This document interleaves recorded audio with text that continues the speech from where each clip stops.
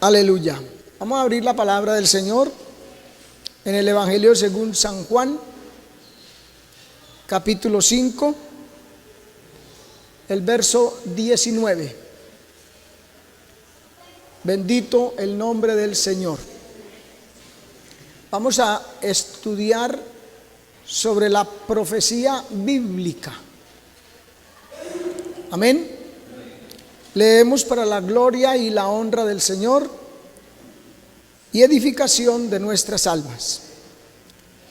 Evangelio según San Juan, capítulo 5, el verso 19, dice así la palabra del Señor. Respondió entonces Jesús y les dijo: de cierto os digo, no puede el Hijo hacer nada por sí mismo, sino lo que ve hacer al Padre. Porque todo lo que el Padre hace, también lo hace el Hijo igualmente. Amén. ¿Pueden sentarse, hermanos? Hoy vamos a estudiar bajo el tema Él ve todo. Amén. Todo. Dios lo ve todo. Por eso escribe anticipadamente. La historia pasada para nosotros es historia. Nosotros no conocemos la historia futura. Dios sí. Y eso es lo que se llama profecía. El Señor ve todo y nada se le escapa. Él ve inclusive o principalmente, dice aquí, que Él ve lo que hace el Padre. Todo lo que hace el Padre, que tiene el dominio de todas las cosas en todos los tiempos. Amén. Él ve el pasado. Isaías 41:22 dice: traigan, anúnciennos lo que ha de venir, díganos lo que ha pasado desde el principio, y pondremos nuestro corazón en ello. Sepamos también su postrimería y hacednos entender lo que ha de venir. Amén. Díganos lo que ha pasado. Él ve el pasado. Él ve y conoce el presente. Hebreos 4:13 dice: y no hay cosa creada que no sea manifiesta en su presencia. Antes bien, todas las cosas están desnudas y abiertas a los ojos de aquel a quien tenemos que dar cuenta. Aleluya. Y Él, claro que sí, conoce y ve el futuro. Isaías 46:10, que anunció lo por venir desde el principio y desde la antigüedad, lo que aún no era hecho, que digo mi consejo permanecerá y haré todo lo que quiero. Amén. Dios conoce, repito, todo lo sabe, todo lo ve, pasado, presente y futuro. Todo está abarcado en un ahora, en un eterno presente para Dios. Amén. En Él no hay mudanza ni sombra de variación. Él vive en un eterno presente. Conoce todas las cosas, las reales y las posibles, las que han sucedido, las que están sucediendo y las que van a suceder. Amén. Mateo capítulo 11, el verso 20 nos dice: entonces comenzó a reconvenir a las ciudades en las cuales había hecho muchos de sus milagros, porque no se habían arrepentido, diciendo: ay de ti, Corazín, ay de ti, Betsaida, porque si en Tiro y en Sidón se hubieran hecho los milagros que han sido hechos en vosotras, tiempo ha que se hubieran arrepentido en cilicio y en ceniza. Por tanto os digo que el día del juicio será más tolerable el castigo para Tiro y para Sidón que para vosotras. Y tú, Capernaum, que eres levantada hasta el cielo, hasta el infierno o Hades, serás abatida.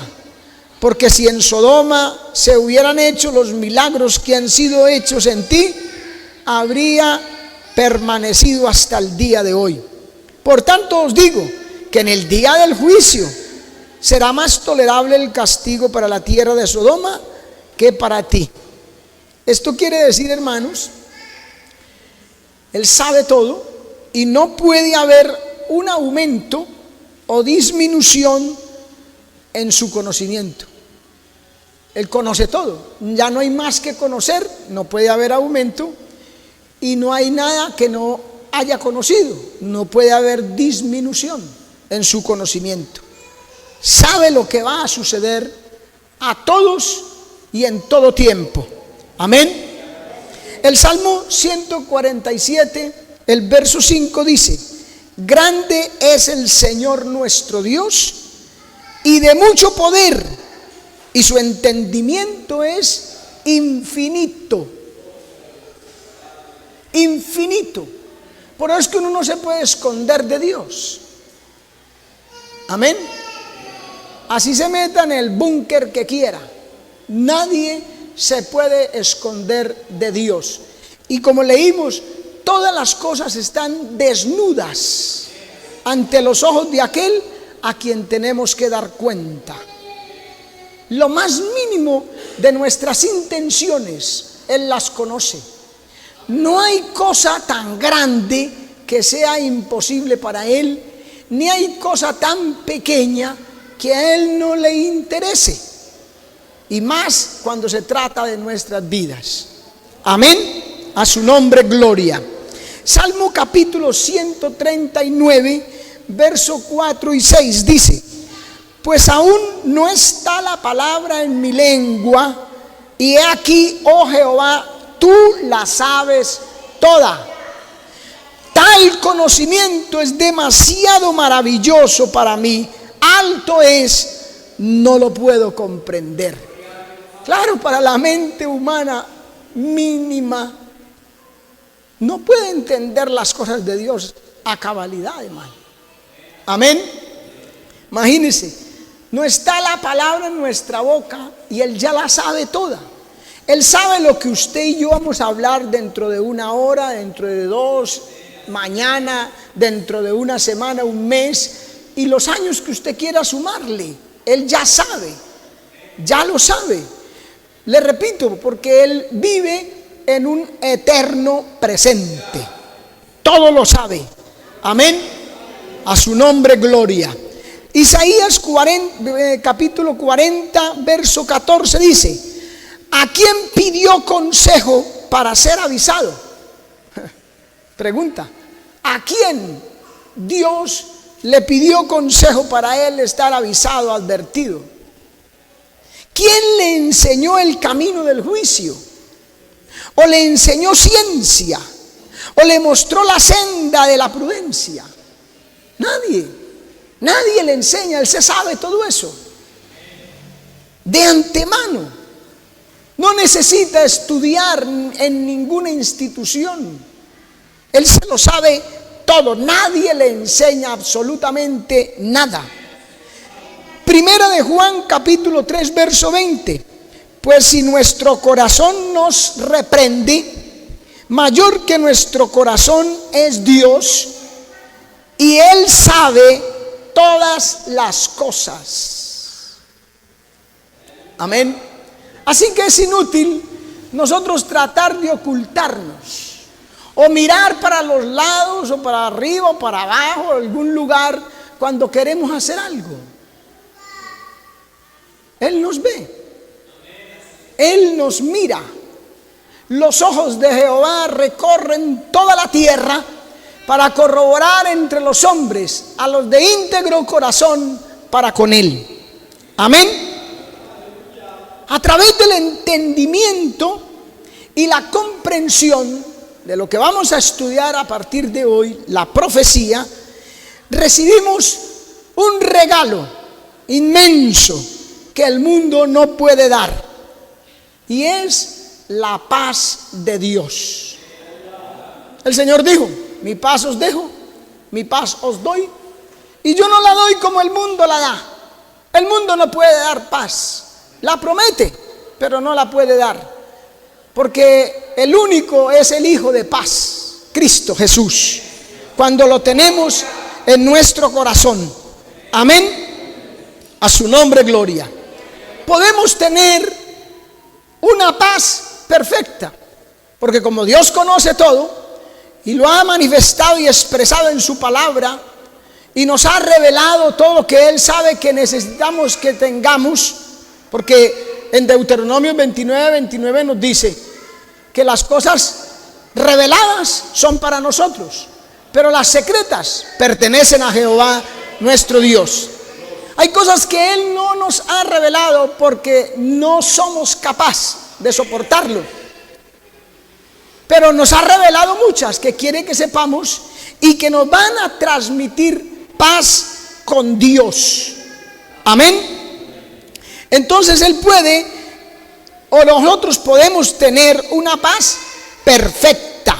Isaías capítulo 26 verso 3 dice: tú guardarás en completa paz a aquel cuyo pensamiento en ti persevera, porque en ti ha confiado. Amén, hermano. Él guardará en completa paz. La paz a la vez guarda el corazón, gobierna el corazón del hombre. Dice en Filipenses 4:7: y la paz de Dios, que sobrepasa todo entendimiento, guardará vuestros corazones y vuestros pensamientos en Cristo Jesús. Entonces mire que es de suma importancia estudiar la palabra de Dios y la profecía bíblica. Porque vamos a ver al transcurrir de este estudio que eso nos va a transmitir paz con Dios. Al comprender, al entender las cosas de Dios, su poder, su magnificencia. Colosenses capítulo 3 verso 15 dice: y la paz de Dios gobierne en vuestros corazones, a la cual asimismo fuisteis llamados en un solo cuerpo, y sed agradecidos. Amén, hermanos. Aleluya. Tenemos paz en Cristo. Juan 16:33 dice: estas cosas os he hablado. Mire bien, que es por la palabra. Es por la palabra. Esto que a mucha gente le es motivo de pereza, de carga. Leer, estudiar la Biblia es una carga para muchos. A otros les da pereza. Otros prefieren otras cosas. Y este estudio de la palabra, la meditación, la lectura de la palabra, es la que trae al espíritu paz. Al hombre le trae paz. Juan 16:33 estamos leyendo: estas cosas os he hablado, la palabra de Cristo, mire, para que en mí tengáis paz. En el mundo tendréis aflicción, pero confiad, yo he vencido al mundo. Entonces, si con la palabra vencemos al mundo, se acaba la aflicción, los problemas, las dificultades, o al menos la capacidad de resolverlo, porque nosotros no podemos. Pueden venir o pueden no, seguirán viniendo problemas, pero ya estará Cristo ahí para resolver. Amén. Confiad, yo he vencido al mundo, porque Él lo venció. Entonces en Él tenemos paz. Amén, hermano. Y aparte de esta paz, vamos a estar claros y seguros de que cuanto más entendamos sobre el futuro profético de lo que Dios ha dicho, mayor es nuestro sentido de la grandeza, el poder y la fuerza de Dios. Vamos a entender mejor quién es Dios, ese Dios a quien servimos. Vamos a comprender mejor, y así será mayor la paz en el corazón. Amén. Por eso es que Pedro dice entendiendo primero esto, acerca de ese texto de segunda de Pedro, capítulo 1, verso 19, que habla precisamente de la profecía. Él lanza esa frase, entendiendo primero esto. Hay que entender.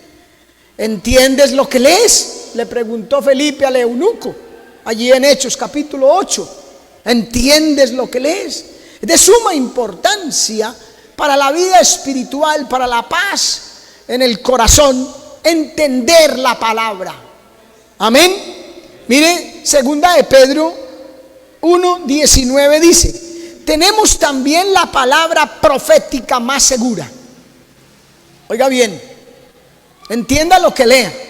Mire, tenemos también la palabra profética más segura, a la cual hacéis bien en estar atentos como a una antorcha que alumbra en lugar oscuro, hasta que el día esclarezca y el lucero de la mañana salga en vuestros corazones.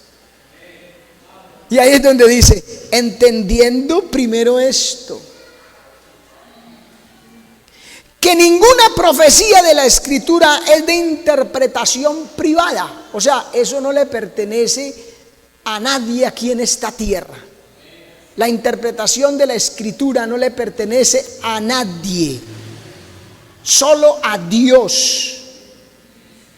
Amén. No es de interpretación privada. Porque nunca, oiga, nunca la profecía fue traída por voluntad humana. El hombre no sabe el presente. Puede que lo viva en algunos aspectos, pero no conoce el pasado bien y mucho menos conocerá el futuro. Entonces no fue traída por voluntad humana, sino que los santos hombres de Dios hablaron siendo inspirados por el Espíritu Santo. Esos hombres, está diciendo la Biblia, que esos hombres que escribieron la palabra, porque fue escrita literalmente por hombres, pero no plasmaron allí su intelecto o sus conocimientos o sus ideas o sus conceptos, etcétera, sino que hablaron y escribieron solo lo que el Espíritu Santo les sopló, les infundió que escribieran. Amén. Por eso ahí dice, entendiendo primero esto. Hay que entender eso, que es Dios, que es Él quien conoce pasado, presente, futuro y todas las cosas. Amén. Entonces vamos a estudiar y vamos a ver primero, ¿por qué estudiar la profecía? Segundo, los términos que se usan en estos últimos días. Hay términos, palabras que desconocemos. Por ejemplo, yo no conocía, antes de Cristo, yo no conocía la palabra concupiscencia. ¿Qué iba a saber yo que era eso? Pero cuando llego a la palabra de Dios, a Cristo, y empiezo a leer la Escritura, y me encontré por allá esa palabra concupiscencia, y yo, Dios, ¿y eso qué es? Amén. Dios es quien nos enseña, y de la Biblia es que salen algunos términos totalmente bíblicos y que el hombre los malinterpreta. Amén. Entonces vamos a ver también los términos de los últimos días. Vamos a ver la relación de los pactos de Dios, la relación que tienen los pactos de Dios con la profecía.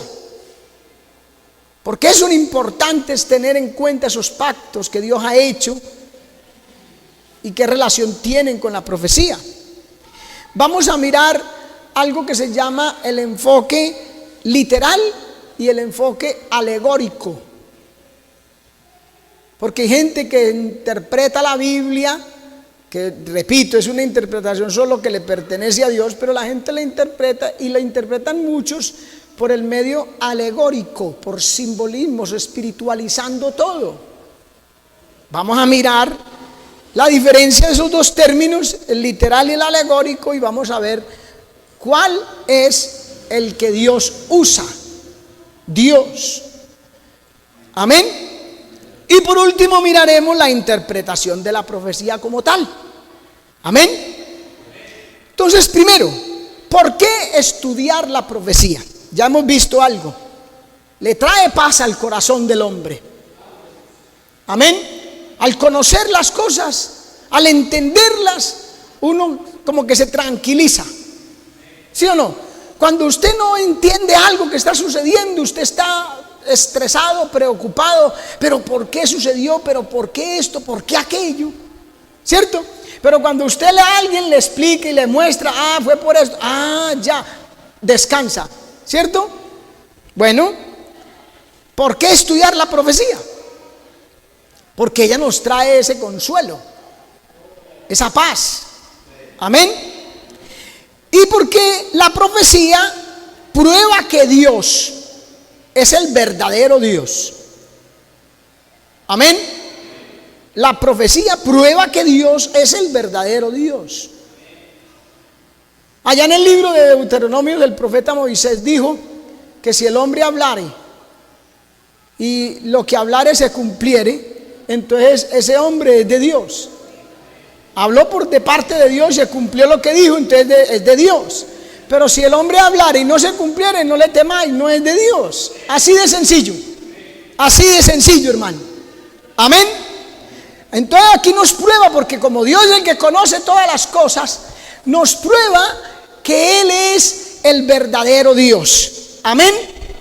Que Dios es el verdadero Dios. Isaías capítulo 41, el verso 21 dice: alegad por vuestra causa, dice Jehová, presentad vuestras pruebas, dice el Rey de Jacob.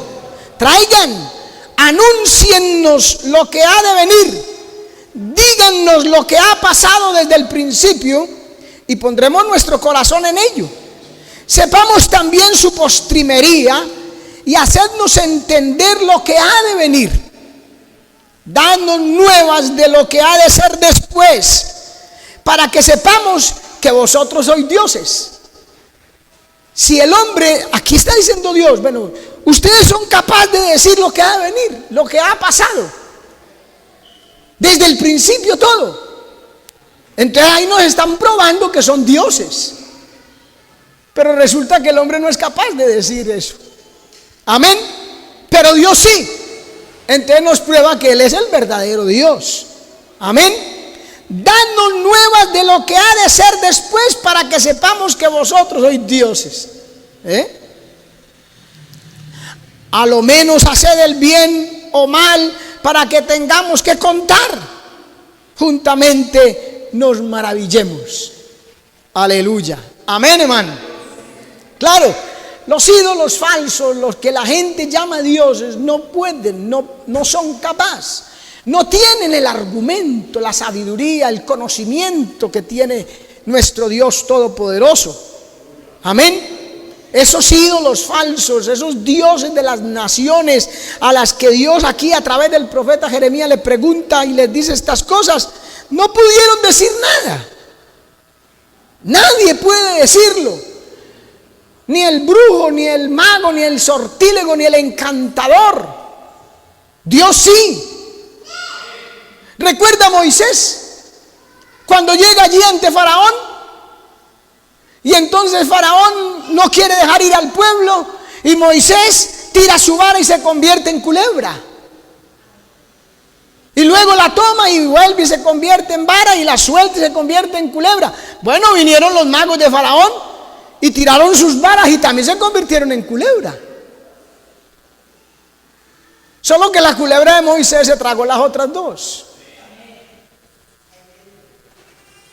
Y así algunas cositas hizo Moisés, y los magos hicieron lo mismo, los magos de Faraón. Pero llegó un momento en que ya no pudieron, y se probó quién era el verdadero Dios, si el Dios de los egipcios o el Dios de los hebreos. Y los mismos egipcios, magos y sacerdotes de allí de Faraón, le dijeron a Faraón: dedo de Dios es este. Aleluya, su nombre, gloria. Porque Dios sí puede decir lo pasado, lo presente, lo futuro, lo que ha de venir.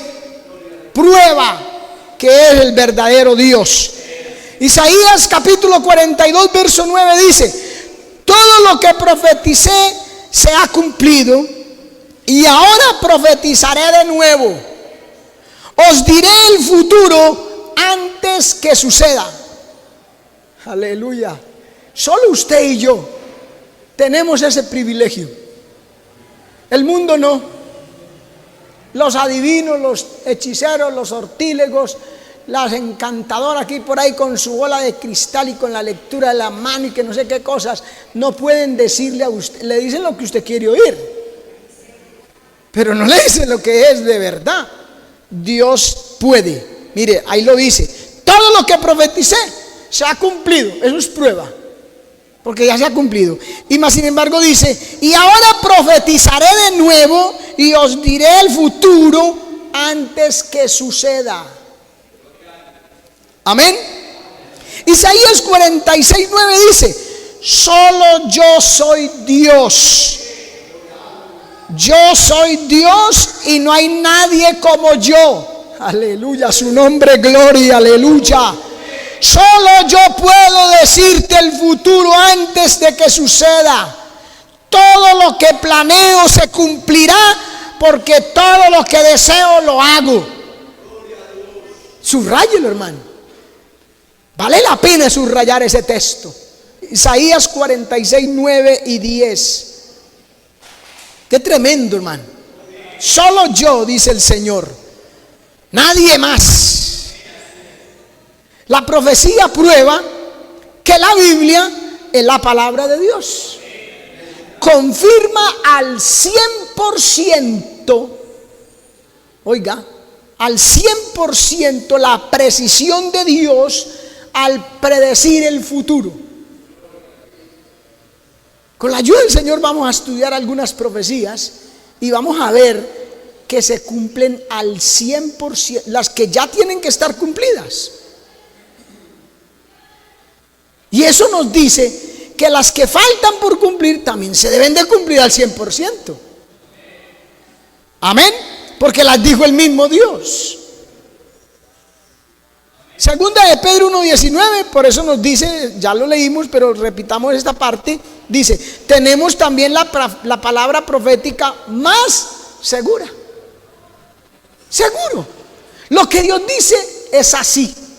Como dicen por ahí, lo que Dios dice, hermano, póngale la firma, póngale el sello, que así es. El verso 21 dice la razón: porque nunca la profecía fue traída por voluntad humana, sino que los santos hombres de Dios hablaron siendo inspirados del Espíritu Santo. Por eso se cumple, por eso no falla, por eso es exacta, precisión al 100%. En un Dios así se puede confiar. Y por no estudiar esto es que mucha gente a toda hora vive dudando, escéptico, que se está preguntando: ¿será que sí? ¿O será que Dios sí? ¿Será que sí sucede? ¿Será que hay dudas? Y para eso es la profecía, hermano, el estudio de la profecía, para que tengamos completa paz.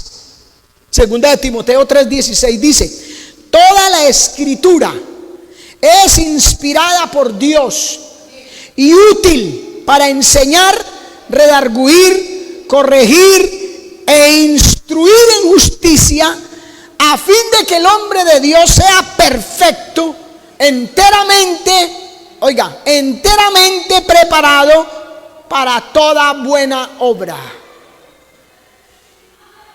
Amén. Aleluya. La profecía, ¿por qué otra razón se tiene que estudiar o se debe estudiar la profecía? La profecía promueve el evangelismo, la orden que nos dio el Señor: id por todo el mundo y predicad el evangelio a toda criatura. El que creyere y fuere bautizado será salvo, mas el que no creyere será condenado. Promueve el evangelismo. Pedro usó de la profecía el día de Pentecostés. para testificarle allí a esos 3,000 judíos que se convirtieron, usó la profecía. En el verso 21, en Hechos capítulo 2, en el verso 16 dice: mas esto él lo dicho por el profeta Joel. Usó la profecía. Usted sabe que el día de Pentecostés cayó el Espíritu Santo sobre la iglesia allí naciente y todos comenzaron a hablar en otras lenguas. Y la gente empezó a decir: uy, estos están como locos, estos están borrachos, están ebrios. ¿Sí? Porque eso es lo que dice la gente de nosotros. Cuando se manifiesta el poder del Espíritu Santo, ellos no entienden estas cosas, porque no estudian la Biblia. Entonces Pedro se puso en pie y dijo: varones galileos y todos los que habitasen en Jerusalén, esto os sea notorio y oíd mis palabras, porque esto no están ebrios como vosotros pensáis, pues es la hora tercera del día, eran las 9 de la mañana. Sino que esto él lo dicho por el profeta Joel, y citó la profecía. Y luego en el verso 21 dice: y todo aquel que invocare el nombre de Jehová será salvo. Cita una profecía y llama a la salvación. Está evangelizando ese pueblo, y dice la Biblia que el fruto de eso, de usar la profecía, en el verso 41 dice: así que los que recibieron su palabra fueron bautizados, y se añadieron a aquel día a la iglesia, oiga, como 3,000 personas, usando la profecía. Ay, hermano, es que yo no entiendo eso, a mí no me gusta leer eso, porque yo no entiendo, que yo no sé qué. Bueno, procure entenderla, porque es que Dios ha provisto y promete sabiduría para todo el que quiera. Si alguno es escaso de sabiduría, Santiago capítulo 1 lo dice: pídala a Dios, el cual dará a cada uno abundantemente y sin reproche. Amén. Ese fue el fruto tremendo, hermano, porque la profecía promueve el evangelismo. Amén. Por eso hay que estudiar la profecía, hermano. Por eso hay que meditar, estudiar en ella. Amén. Ahora vamos a mirar los términos de los últimos días. Algunos términos que usted tiene que familiarizarse con ellos. Amén. No cogerles pereza y decir: uy, ¿y eso qué es? ¿Eso con qué se come? Ah, eso no hay necesidad. Yo ya soy salvo, eso no me va a ayudar a salvar. ¿Qué estamos viendo? La profecía da paz plena, completa. Nos muestra que Dios es el verdadero Dios. Nos muestra la fidelidad de su palabra. Promueve el evangelismo y podemos cumplir con la orden del Señor Jesucristo. Amén. La palabra profeta, primero, proviene de la palabra hebrea naví. Un profeta es un portavoz de Dios, que a veces habla de situaciones o problemas contemporáneos específicos, y en otras ocasiones predice el futuro basándose en la revelación divina. Eso es un profeta. Profeta no es solamente que hable del futuro, no. También puede hablar cosas del momento, situaciones o problemas del momento y específicos. Pero tiene que tener también ese ingrediente en su mensaje de predecir cosas del futuro, pero basándose en la revelación divina, no adivinando. Amén. Los que adivinan son los adivinos, los brujos, los sortílegos, los hechiceros, los encantadores, los que leen la bola de cristal. Esos son del diablo, no de Dios. Amén. Segundo libro de Samuel, capítulo 7, verso 27. Porque tú, Jehová de los ejércitos, Dios de Israel, revelaste, oiga, lo futuro por revelación divina. Revelaste al oído de tu siervo diciendo: yo te edificaré casa Por esto tu siervo ha hallado en su corazón valor para hacer delante de ti esta súplica. ¿Sí ve? Dios le habló a David una profecía. Le habló de su casa para la eternidad. Y en esa profecía que Dios le habló, le dijo que de él nacería el Mesías, Salvador del mundo. Y si David vivió por allá como 1000 años antes de Cristo, y Cristo nació, llegó el momento en que Cristo nació, se cumplió la profecía, hermano. Y si usted mira las genealogías, por eso están escritas en la Biblia. Las genealogías muestran que el Señor Jesús es descendiente de David. Amén. A su nombre gloria, porque es por revelación divina. Los hombres de Dios no hablan lo que les viene a la cabeza, sino lo que Dios ha revelado, la palabra. Jeremías capítulo 23, verso 18, porque ¿quién estuvo en el secreto de Jehová y vio y oyó su palabra?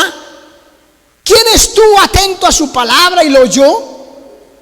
¿Ve? El profeta Jeremías nos está diciendo que un profeta, un hombre de Dios o un hombre puede hablar de parte de Dios cuando está en el secreto de Dios y oye la palabra de Dios.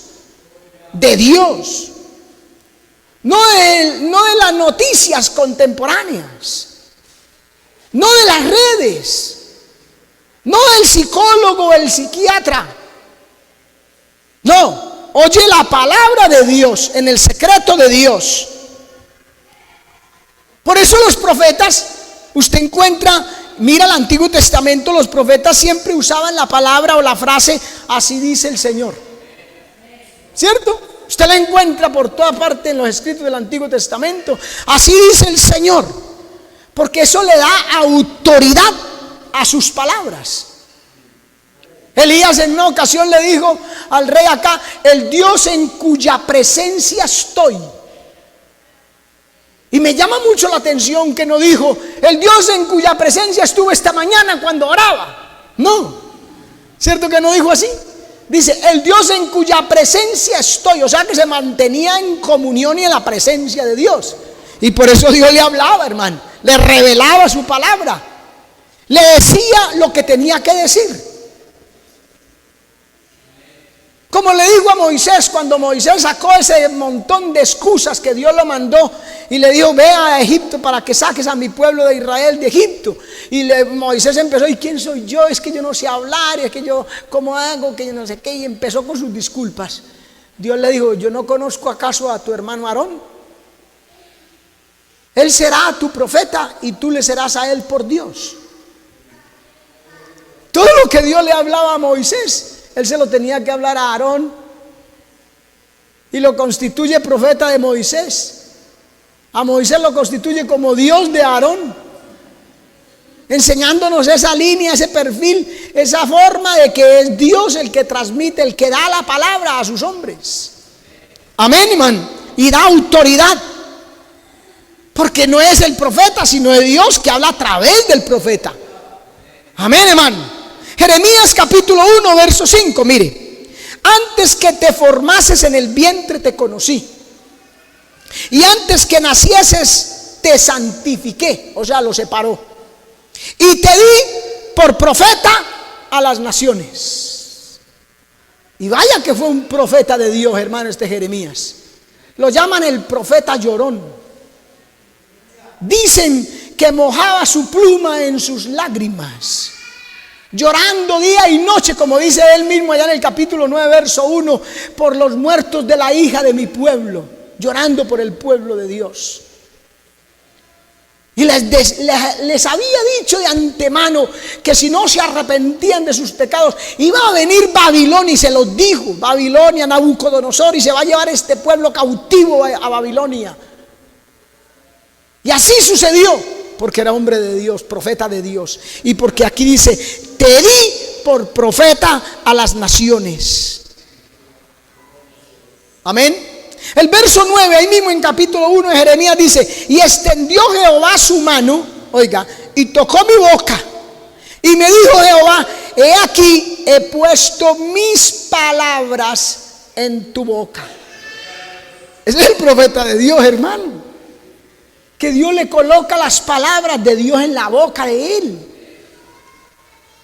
No se las coloca el internet, las ideas de los científicos. No se las coloca en YouTube ni Google. Se las coloca Dios en el secreto de Jehová, hermano. Por eso con confianza y autoridad dice, así dice Jehová. Y cuando alguien se atreve a dudar, tiene consecuencias. ¿Se acuerda de Eliseo? Cuando alguien el rey mandó allá a decirle algo, y el tipo que llegó donde Eliseo le decía, varón de Dios, pero de una manera cínica, como menospreciando al profeta. Entonces le decía, si soy varón de Dios, o dicho en nuestros términos, usted duda, cree que no soy de Dios. Bueno, si no soy de Dios, entonces que descienda fuego del cielo. Si soy de Dios, descienda fuego del cielo y los consuma. Y descendió fuego y los mató a los 50 hombres. Y volvieron otros 50 con la misma, varón de Dios, en la misma actitud. Si soy varón de Dios, descienda fuego del cielo y también los consumió. Otros 50 con su jefe. Uy, pero que esa falta de misericordia, ¿cómo es que mata así la gente? Es que con Dios no se puede jugar, hermano. Por eso el tercero, que mandaron jefe de capitanes con 50 más, llegó donde el profeta y se humilló y le dijo, tenga piedad de mi vida, Señor. Este sí reconocía que era un profeta de Dios. Aleluya. Amén, hermano. A su nombre, gloria. Entonces, un término que encontramos hoy en día, muy común dentro de los que estudian la palabra de Dios, es escatología. Yo creo que algunos ya saben qué es escatología, ¿o no? Es una palabra que deriva de dos palabras griegas que son escatos, que significa últimas, y la otra es logos. Escatologos, escatología. Logos significa estudio de, palabras acerca de. O sea que si unimos escatos con logos, escatología, últimas palabras de las últimas cosas, como para traducirlo al español. Esto nos enseña que la escatología es el estudio de las últimas cosas, o como dice la Biblia, de los últimos tiempos. Es el estudio de la profecía. Es la materia de la teología que estudia los últimos tiempos. Amén. Eso es escatología. ¿Qué es escatología? Apréndalo, guárdelo, cópielo, memorícelo. Algo muy sencillo. Amén. A su nombre, gloria. Hay dos categorías dentro de la escatología. O sea, dentro del estudio de las últimas cosas hay dos categorías. La escatología personal, que se refiere a las cosas concernientes a la muerte, al juicio venidero, el cielo, el infierno, pero con respecto a una persona. O sea, ¿dónde voy a estar cuando yo me muera? ¿De qué juicio voy a participar cuando yo me muera? Si el juicio del gran trono blanco, Dios me libre, o el tribunal de Cristo, ojalá. Amén. Escatología personal que tiene que ver con el individuo. Amén. Asuntos que se relacionan con cada persona. Y está la escatología general, que se refiere a cuestiones proféticas generales, como por ejemplo que el rapto, eso ya no es de un individuo solamente, sino que ya es general, global para la iglesia, o el milenio, la tribulación, la segunda venida de Cristo, el juicio del gran trono blanco, etcétera, generales. ¿Sí? Escatología personal, escatología general. Otro término es apocalíptico. Eso lo usan mucho hoy en día. Ay, que sucedió hasta que no sé qué, que esto ha sido apocalíptico, dicen ahí en las noticias. ¿Te has escuchado? ¿Y por qué apocalíptico? Porque habla como de desastres. Y habla de cosas así que están escritas en el Apocalipsis. Apocalipsis significa revelación. Eso es lo que significa Apocalipsis. En el griego hay una forma de por ejemplo, para que usted entienda, en este momento este velo, este trapo está tapando algo que yo tengo aquí en el púlpito, ¿sí o no? Apocalipsis, que es una palabra griega, apocalyptus, en español es revelar.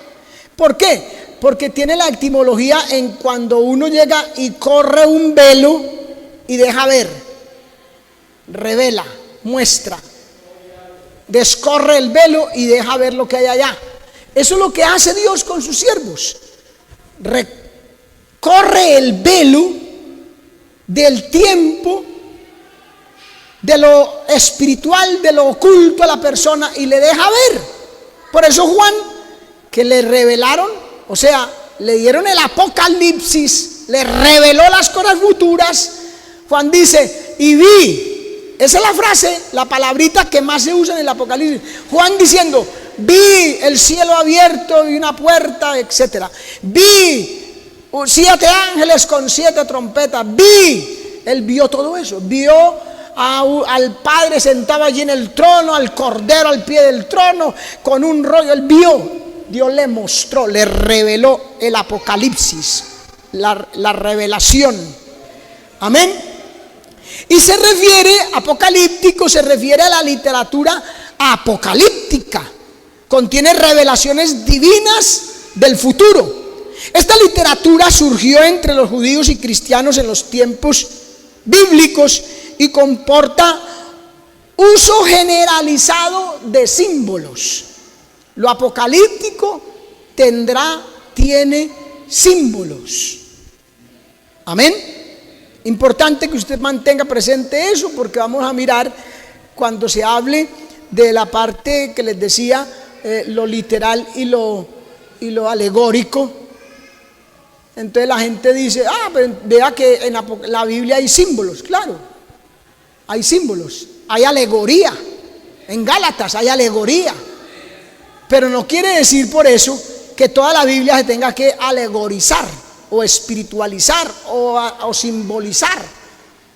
Aunque hay alegorías, es como fábulas. En la Biblia hay fábulas. En la Biblia encontramos por lo menos 2 fábulas. Entonces toda la Biblia es una fábula. Nunca. Amén. A su nombre gloria. También está el término los últimos días, que ya dijimos que escatología es el estudio de los últimos días. En la Biblia aparece mucho esa frase, los últimos días, los últimos tiempos, o los postreros tiempos, también lo habla así. Encontramos en Hebreos capítulo 1, verso 1 y 2, dice: Dios, habiendo hablado muchas veces y de muchas maneras en otro tiempo a los padres por los profetas, en estos postreros días, ¿ve?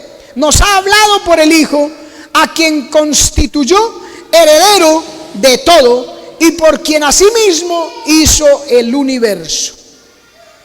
Amén. Bíblico, totalmente, 100% términos bíblicos. Y como usted es un estudiante de la Biblia, un hijo de Dios que nació por la palabra, que vive por la palabra, tiene que familiarizarse con esos términos, hermano. 3 puntos de vista sobre el rapto. Existen 3 puntos de vista sobre el rapto. ¿Qué es el rapto? Es el arrebatamiento de la iglesia. Es cuando Cristo nos traslade de esta tierra al cielo. Eso no le va a suceder a todos, solo a la iglesia. A la iglesia fiel, que espera al Señor, que vive en santidad, guardando su palabra, nos va a trasladar al cielo. Ese es el rapto. Y hay 3 puntos de vista con respecto a cuándo será eso, el momento de que se lleve a cabo el rapto.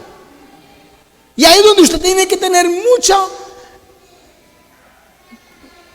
seriedad o parquedad. Usted tiene que estar muy consciente, muy claro, mucha claridad de cuándo dice la Escritura, para que no lo engañen, porque si lo engañan no va a participar del rapto. Entonces, de esos 3 puntos de vista derivan 3 términos también, que son pretribulacionismo, midtribulacionismo y posttribulacionismo.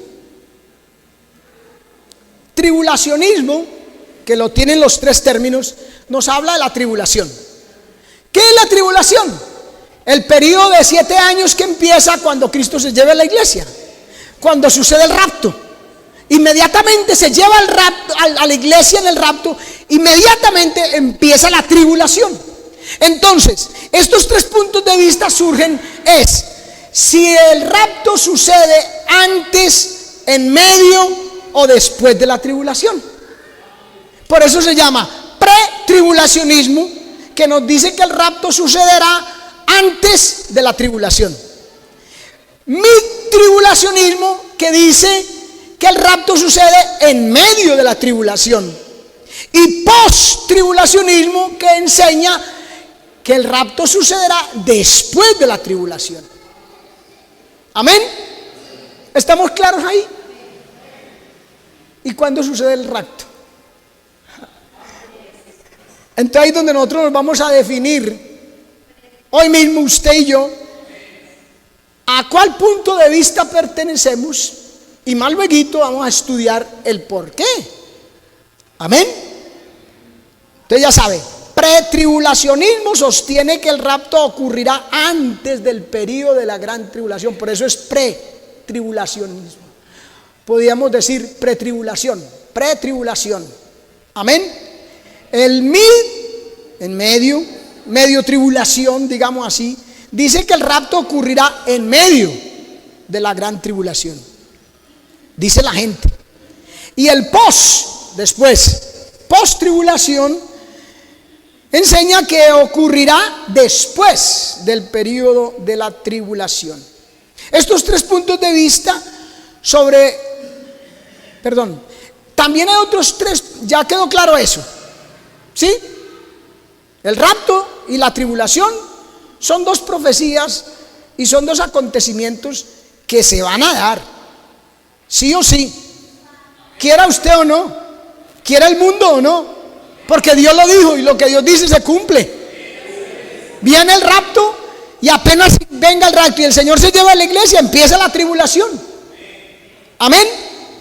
Solo que hay gente que dice que el rapto es antes de la tribulación, otros dicen que es en medio y otros dicen que es después.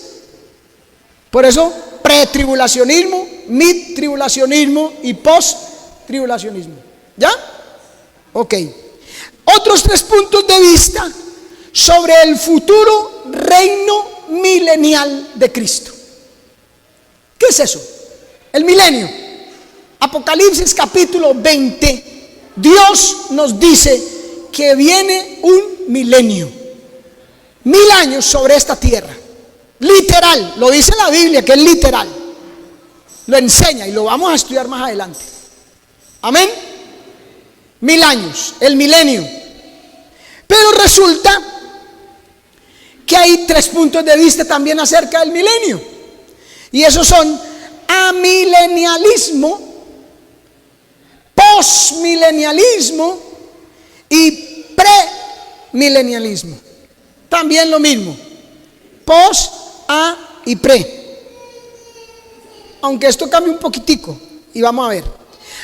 Amilenialismo, o sea, no milenio, sostiene que no existe un reino milenial futuro literal, sino que Cristo simplemente reina sobre la iglesia en sus corazones. Porque como la Biblia enseña que esos 1000 años es el reino de Cristo sobre la tierra. Entonces ellos dicen, no, eso no existe, eso no es literal, eso es simbólico, 1000 años eso es simbólico. Lo que pasa es que Cristo va a reinar sobre la iglesia en el corazón. Bueno, eso dice el amilenialismo. A es que no o es contra, ¿sí o no? Por ejemplo, antitesis, contra la tesis, algo así. Amilenialismo, no milenio. Segundo punto de vista, postmilenialismo, después del milenio. ¿Qué dice? Esto sostiene que la segunda venida de Cristo, aquí hay otro punto. Ya hablamos del rapto, sucede el rapto en cualquier momento, Dios es el que sabe, se lleva a la iglesia, empiezan 7 años de tribulación y al cabo de esos 7 años es la segunda venida de Cristo. La segunda venida de Cristo es diferente al rapto, amén, porque el rapto el Señor se queda en las nubes y es secreto, solamente la iglesia. En cambio, la segunda venida de Cristo no se queda en las nubes, viene a la tierra y es visible a todo el mundo. Todo ojo le verá. Amén. Entonces, hay quienes dicen, primero, ya vimos amilenialismo, no milenio, no hay milenio, no es literal, es simbólico. Postmilenialismo enseña que como es después, post, sostiene que la segunda venida de Cristo ocurrirá de un tiempo prolongado, metafóricamente descrito como 1000 años, metafóricamente dicen ellos, durante el cual la iglesia cristianizará al mundo entero. ¿Ve? Que es un tiempo, pero que la venida de Cristo es después de eso, de ese tiempo prolongado. Tampoco aceptan que son 1000 años literales, que es metafórico, amén, durante la cual la iglesia cristianizará al mundo. O sea que ya estaríamos en el milenio porque estamos cristianizando al mundo. Miren que se contradice ahí. Bueno, y el premileniarismo antes del milenio sostiene que Cristo vendrá de nuevo antes de un reino milenial. Precisamente el Señor viene a establecer ese reino milenial, amén. ¿Está claro? Premilenialismo, la segunda venida de Cristo antes del milenio. Postmilenialismo, que el milenio es metafórico y que en ese tiempo la iglesia va a cristianizar al mundo. Amilenialismo, que no hay milenio literal, que es simbólico. Bueno, listo. 3 términos más. ¿Sí se acuerda de ellos? Ya le olvidó. Amilenialismo, postmilenialismo, premilenialismo, pretribulacionismo, midtribulacionismo, posttribulacionismo. Lo uno tiene que ver con el rapto, lo otro con la segunda venida de Cristo. ¿Sí? Bueno, gloria a Dios. Nosotros por la palabra, hemos visto en la palabra y lo vamos a estudiar con la ayuda del Señor más adelante, creemos en el pretribulacionismo, o sea que el rapto es antes de la tribulación, porque Dios va a guardarnos de ese periodo de juicios sobre la tierra. Amén. Y también creemos en el premilenialismo, o sea que Cristo en su segunda venida antes del milenio, porque Él mismo viene a establecer el milenio. Amén. Amén, hermano. Entonces nosotros somos de corriente teológica, a que lo digamos bien técnicamente, pretribulacionistas y premilenialistas. Amén. Ahora, la relación de los pactos de Dios con la profecía. ¿Qué relación tienen los pactos con la profecía? Aquí solamente vamos a enumerar los pactos y tiene su relación, pero lo vamos a estudiar a fondo más adelante con la ayuda del Señor, porque es un tema que no alcanza en unos minutos. la relación. Éxodo capítulo 19, versos 5 y 6 dice: ahora pues, si diereis oído a mi voz y guardareis mi pacto, vosotros seréis mi especial tesoro sobre todos los pueblos. Dios ha tratado y seguirá tratando con el ser humano, no importa la dispensación en que nos encontremos, a través de pactos. Dios es un Dios de pactos. Amén. Ahí lo dice: si guardareis mi pacto, vosotros seréis mi especial tesoro sobre todos los pueblos, porque mía es toda la tierra, y vosotros me seréis un reino de sacerdotes, gente santa. Estas son las palabras que diréis a los hijos de Israel. Fue la orden que Dios le dio a Moisés para que hablara a su pueblo. Amén. Un pacto es simplemente un acuerdo entre dos partes. Un acuerdo entre dos partes. Amén. Los pactos eran bastante comunes en los tiempos bíblicos. Habían dos clases de pactos. Oiga bien: condicional e incondicional. ¿Cuáles son las dos clases de pactos? Condicional y el otro es incondicional. Un pacto condicional conlleva o tiene un sí adjunto. Ese pacto tiene un sí adjunto. ¿Qué quiere decir con eso? Yo hago si tú haces. Sí, un sí adjunto. Yo hago si tú haces. Amén.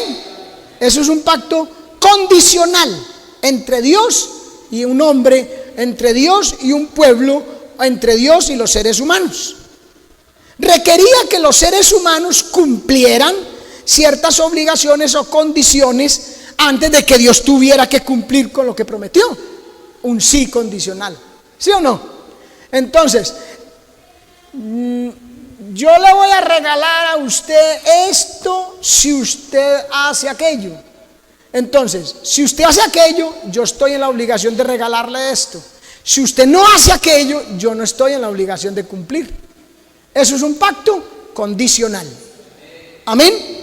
Pero un pacto incondicional no depende de que el hombre tenga que cumplir con algo. Simplemente Dios lo hizo con el hombre y se lo va a cumplir el hombre, haga lo que haga. Amén. O sea que depende solo de la palabra de Dios para que se cumpla ese pacto. Qué bueno es el Señor, hermano. Amén. Nuestra salvación. Aleluya. Entonces miremos, pacto abrahámico. Vamos a mirar que Dios hizo varios pactos en la Biblia y vamos a mirar los más importantes. El pacto abrahámico con Abraham, su nombre lo dice, Génesis 12 del 1 al 3. Pero Jehová había dicho a Abraham: vete de tu tierra y de tu parentela y de la casa de tu padre a la tierra que te mostraré, y haré de ti una nación grande y te bendeciré y engrandeceré tu nombre y serás bendición. Bendeciré a los que te bendigan y a los que te maldijeren maldeciré, y serán benditas en ti todas las familias de la tierra. Capítulo 15, verso 18. En aquel día hizo Jehová un pacto con Abraham, diciendo: a tu descendencia daré esta tierra desde el río de Egipto hasta el río grande, el río Éufrates. Ese fue el pacto de Dios con Abraham. Le voy a dar la tierra de Canaán y lo voy a bendecir y lo haré una gran bendición para todas las naciones. Amén. De hecho, en ese pacto hay 7 promesas. Primero, haré de ti una nación grande. Segundo, te bendeciré. Tercero, engrandeceré tu nombre. Aleluya. Bendeciré a los que te bendigan. Quinto, maldeciré a los que te maldigan. Sexto, te haré bendición a todas las naciones. ¿Y cómo fue eso? Pues Abraham ha sido una bendición para nosotros, porque de su descendencia nació Cristo y es nuestro Salvador. Amén. Y séptimo, te daré a ti y a tu descendencia la tierra de Canaán. Y Dios cumple todos los pactos. Y este pacto es incondicional. Tiene algunas partes, algunas condiciones, pero no para que el pacto se cumpla, sino que Dios quiere que el hombre haga eso. Abraham o su descendencia. Amén, hermano. Resulta que la tierra de Canaán, esta es la relación que tiene con la profecía, los pactos, una de las relaciones. La tierra de Canaán no le fue dada en su totalidad y todavía en este momento no la tiene Israel, o sea, la descendencia de Abraham no la tiene en este momento, y cuando la tuvo, no la tuvo en su totalidad. Y como Dios cumple sus pactos, entonces Él tiene que cumplir ese pacto que hizo con Abraham. ¿Sí o no? Por eso, eso hace, oiga bien, eso hace obligatorio el milenio. Porque es en el milenio que Dios cumple esa promesa a cabalidad a Abraham. Entonces el milenio no puede ser simbólico, porque entonces Dios no cumpliría su pacto. ¿Sí me entiende? Esa es una de las relaciones que tiene los pactos con la profecía. Estas promesas encontrarán su cumplimiento final en el reino milenario de Cristo, después de la segunda venida de Cristo. Después, ¿ya? En ese momento que Israel experimentará el cumplimiento total de las promesas de la tierra dadas a Abraham. Ok. Segundo, pacto davídico. Su nombre lo dice, con David. Un pacto que Dios hizo con David. Dios le prometió que uno de los descendientes de David reinaría para siempre sobre su trono. David vivió aproximadamente 1000 años antes de Cristo, y el descendiente que hablaba el Señor en ese pacto era Cristo. 1000 años después vino ese descendiente, pero que en él su trono sería eterno. O sea que David reinaría sobre su trono en Cristo. Por eso el milenio. Y después del milenio Cristo va a seguir siendo el rey, porque Él es Rey de reyes y Señor de señores. Entonces se va a cumplir ese pacto. Relación con la profecía. Amén. Miren lo que dice en segundo libro de Samuel, capítulo 7, verso 12. Y cuando tus días sean cumplidos, le está hablando Dios a David. Cuando tus días sean cumplidos y duermas con tus padres, yo levantaré después de ti a uno de tu linaje, el cual procederá de tus entrañas, y afirmaré su reino y le edificará casa. Él edificará casa a mi nombre, y yo afirmaré para siempre el trono de su reino. Miren, aquí hay una cosa que se llama la doble referencia, que también la vamos a estudiar más adelante. Y es que aquí le dice, Él edificará casa a mi nombre. Doble referencia, ¿por qué? Porque literalmente Salomón, descendiente de David, de sus entrañas, edificó el templo de Salomón, que se llama al nombre de Dios. Pero también se está hablando ahí de una casa, de un templo literal, físico, como este. Pero a la vez en Jesús le iba a edificar su casa, pero ya hablando en término espiritual, el reino de la casa de la familia de David para siempre. Amén. Miren la doble referencia en ese pacto. El capítulo 22, verso 51 del segundo libro de Samuel dice: Él salva gloriosamente a su rey y usa de misericordia para con su ungido, a David y a su descendencia para siempre. Amén. Al igual que el pacto abrahámico, el pacto davídico es un pacto incondicional. Oiga bien, ya vimos las dos clases de pactos: condicional e incondicional. El pacto presenta tres palabras notables, este davídico, que son trono, casa y reino. Apuntan al futuro político de Israel, que sería una dinastía real, trono. Cristo un día gobernará como rey en el trono de David en Jerusalén durante el reino milenial. Relación con la profecía. Amén.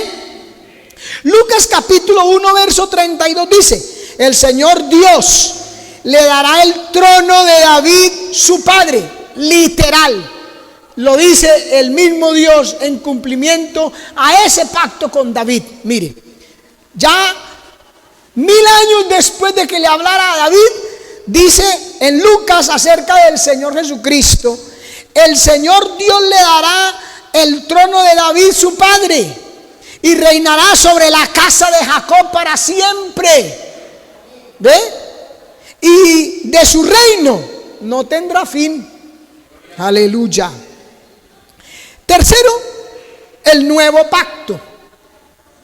En este Dios prometió, oiga, proveer el perdón de los pecados, basado enteramente en la muerte sacrificial y resurrección de nuestro Señor Jesucristo.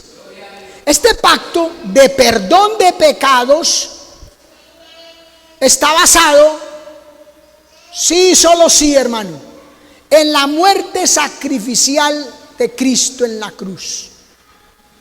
Jeremías 31:31. He aquí vienen días, dice Jehová, en los cuales haré nuevo pacto con la casa de Israel y con la casa de Judá, no como el pacto que hice con sus padres, el cual el día que los tomé de la mano para sacarlos de la tierra de Egipto. O sea que la ley de Moisés también es un pacto, pero es un pacto condicional. Ese sí tiene un sí por ahí metidito. Y usted lo puede ver en Deuteronomio 28 en la casa, lo lee y usted va a encontrar que Dios dice: si guardares mis mandamientos y cumplieres mis estatutos y ordenanzas que yo te mando hoy, bendito serás en el campo, bendito serás bendito aquí, bendito allá. Léalo y verá que encuentra un montón de bendiciones si tú guardares.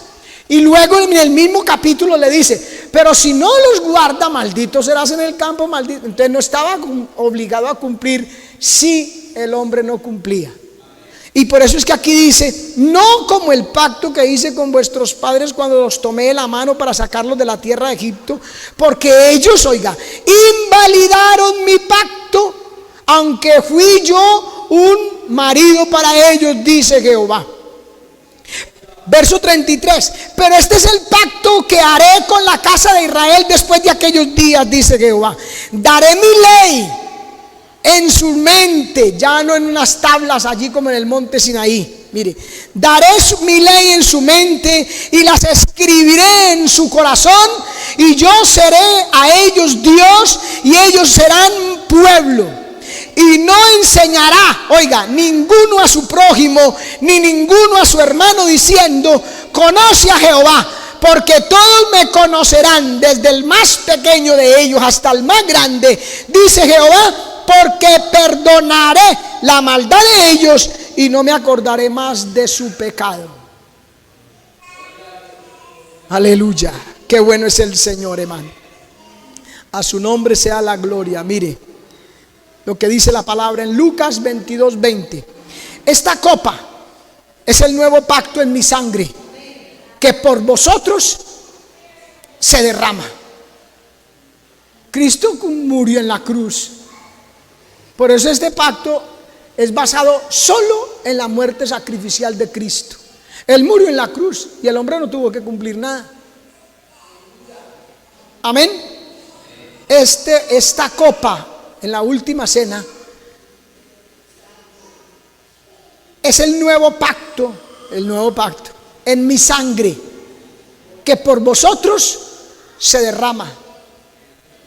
Números 23:19. Dios no es hombre para que mienta, ni hijo de hombre para que se arrepienta. Él dijo y no hará, habló y no lo ejecutará. Lo que Dios dice se cumple. Deuteronomio 7:9. Jehová tu Dios ciertamente es Dios. Él es Dios fiel, que guarda su pacto por 1000 generaciones. Y Josué 21:45 dice: ni una sola de todas las buenas promesas que el Señor había hecho a la familia de Israel, quedó sin cumplir. Todo lo que había dicho se cumplió. Amén.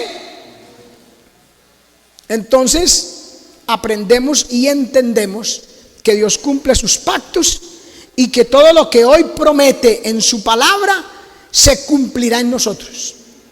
Amén. Y están relacionados con la profecía porque algunos aspectos de los pactos abrahámico, davídico y nuevo pacto se cumplirán en los postreros días.